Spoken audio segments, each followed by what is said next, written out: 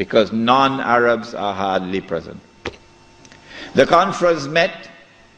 The conference decided that the Khilafah was an essential part of the deen, that it was bid'ah and haram to abolish it, that the Khilafah must be restored, but we don't know how to do it. So let's go back home and come back after 1 year. That was the decision. We don't know how to do it.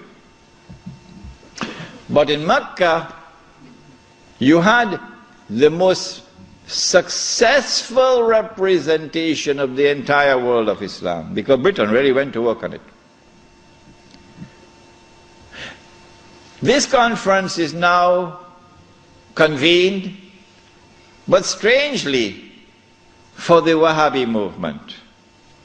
Strangely for the Wahhabi movement, which is a religious movement, which declares that it is bringing back the original Islam and removing all the extraneous things which had been added and cutting out all the shirk. So this is the real Islam. Well, then how come you don't even have the subject of the Khilafah in your agenda for your conference? We asked the Wahhabi movement, give us an answer. There is no answer. The answer is that the Wahhabi-Saudi alliance is now perpetrating a gigantic, a massive betrayal of Islam in abandoning the Khilafah. And so the conference takes place. But the subject of the Khilafah is not even on the agenda of the conference. Instead, Abdulaziz ibn Saud approaches the conference twice, himself in person, and he asks the conference to recognize him as Al-Malik. That his rule should be recognized over the Hijaz. When the conference had heard His Majesty the King on both occasions, and the conference is now sitting down to discuss the matter, shall we recognize Saudi Wahhabi rule over the Hijaz? The leader of the Indian Muslim delegation jumped up to speak first. He spoke first. His name was Maulana Muhammad Ali Jawhar. He got up and he told the king, get lost. We'll never do that. As soon as the leadership of the Indian Muslim delegation had established its position of rejecting the claim of the Saudi Wahhabi leadership for sovereignty and control over the Hijaz, the rest of the delegates couldn't say, That was the power of a man who knew Islam and lived Islam. And so the conference ended without giving to the Saudi Wahhabi rule over the Hijaz recognition. They decided that they'll meet every year, but that was the last time they ever met. This then was the response of the world of Islam to the abolition of the Khilafah.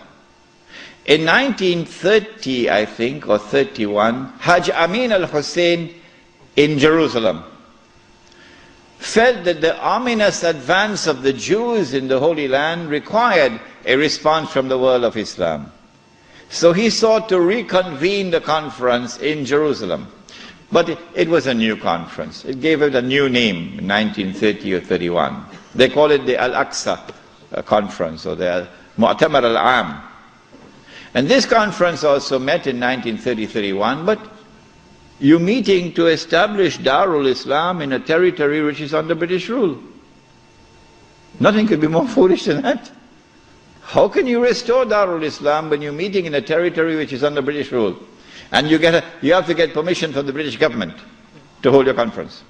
So the conference ended without being able to do anything about it.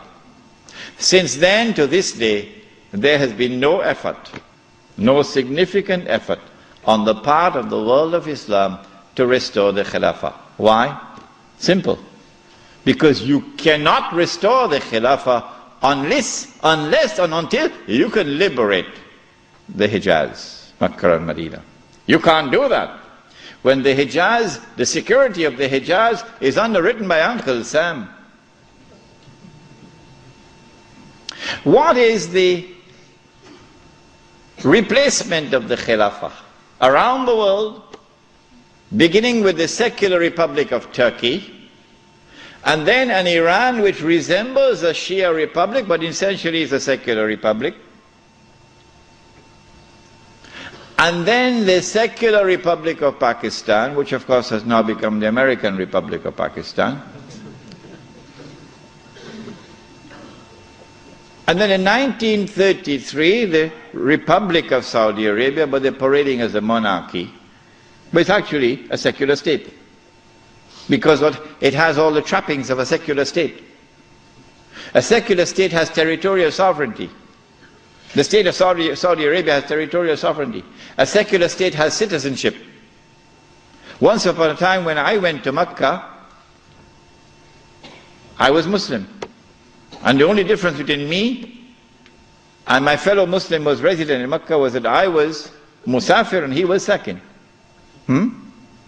Other than that, we're the same. But now, I am a foreigner. If this is not bid'ah, I should change my name.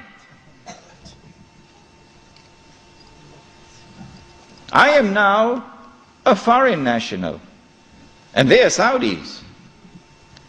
And all the oil that Dajjal discovered underneath the soil belongs to them. They own it. So what about Abdulaziz ibn Saud's proclamation that this entire land belongs to the world of Islam? That's forgotten. That's why they hate me for reminding you of these things. The entire world is now embraced, the entire world of Islam is now embraced by the modern secular state. Now let me say to you before I leave Australia, any Muslim, whenever I talk on two subjects, a lot of people now begin to behave strangely towards me. But while it pains my heart, it will not change me, because I do not teach Islam to please people. I try to do it to please my Lord. When I talk on the subject of riba, some people begin to hate me. Yeah, it doesn't matter. When I talk on this subject also, when a Muslim pledges his allegiance to the modern secular state and to its constitution, which declares that Allah is no longer Al-Malik, no longer Al-Akbar, no longer Al-Hakam. The state is now Al-Malik, Al-Akbar and Al-Hakam. And the state can make halal what Allah made haram. When a Muslim pledges his allegiance, you've got to do that to get citizenship. Oh yeah, can't get a US passport without pledging allegiance. When you do that, you commit shirk. If you don't believe me, no problem, no problem. When you reach the grave, then you will see. When a Muslim goes and votes in the elections to constitute the government which will preside over this shirk, you enter into shirk. But if you don't believe me and you want to go and vote in the elections, I am not stopping you. So don't let there be any bad blood between us. I'm not stopping you. But when you enter in the grave and you find that you've entered into shirk, do not plead ignorance, that's all. Stand up like a man and take it on that day. This is now the universal shirk that the Prophet ﷺ had prophesied. He said the time would come when shirk will be everywhere, be so difficult to recognize it. However, as difficult as it would be to recognize a black ant on a black stone on a dark night. So if you did not recognize it before this lecture, don't be surprised, but now you know. This universal secular state is now used to embrace all of mankind, including the world of Islam, in political globalization. So that eventually you have one government over all of mankind, eventually the Jews will now rule the world using that structure. That's about to happen. We already made significant progress towards that day. When you read this book, Jerusalem in the Quran, which I believe is the first and only book on the subject, because you couldn't write this book before 1948. Nobody could write it before 1948. Not in 1400 years of this history. In fact, it was difficult to write this book in 1940. It's easy to write it now, but difficult to write it at that time. When you read this book, then you'll understand why it is I say that we are now located at that moment in time when one ruling state is about to give way to another, that the state of Israel is about to replace the United States as the ruling state in the world.